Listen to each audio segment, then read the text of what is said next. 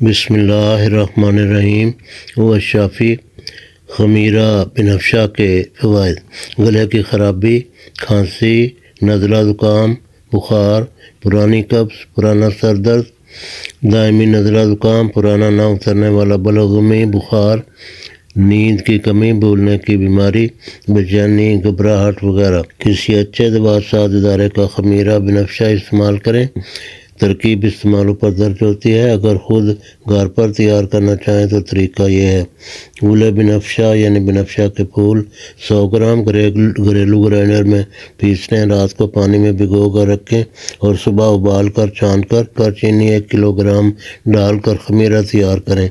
मिकदार खुराक 2 चम्मच सुबह शाम या 1 बार अरक और ज़ुबान 60 ml के साथ। फ्री मशवरा के लिए